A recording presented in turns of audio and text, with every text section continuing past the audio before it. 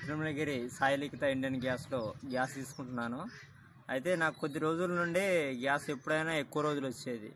ఈ నెల ఎందుకో తక్కువ వచ్చిందని చూస్తారకే గ్యాస్ అయిపోయింది. దాన్ని ఓపెన్ చేసి చూస్తారకే అందులో కొంచెం లిక్విడ్ లాగా సౌండ్ వస్తుంది.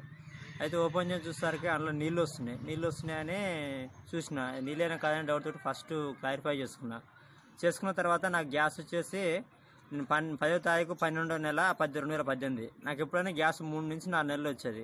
ఈసారి కనీసం 2 నెలలు కూడా రాలేదు. ఎందుకని చూస్తారకే నాకు ఈ నిజాలు బయటపడ్డాయి. అయితే ఇట్లా కనీసం ఒక లీటర్ వరకు నీళ్ళు వెళ్ళినాయి. ఒక లీటర్ నీళ్ళు కనీసం 14 కేజీల వెయిట్ ఉంటే కనీసం ఒక లీటరు నీళ్ళు దానికే పోతాయి. మరి ఇది మోసం అనుకోవాలనో దగ అనుకోవాలనో సామాన్య ప్రజలను బతికేది ఎట్లా? దీని గురించి ప్రభుత్వం వెంటనే చర్య తీసుకోవాలి. ఎందుకంటే ప్రతి సామాన్యునికి ఉంటుంది. నేను చూసినా కాబట్టి నేను చెప్తున్నా. చూడలేని వాళ్ళు చాలా మంది ఉంటారు. ఇంకా వాళ్ళు ఆటోమేటిక్గా వేస్తుంటారు.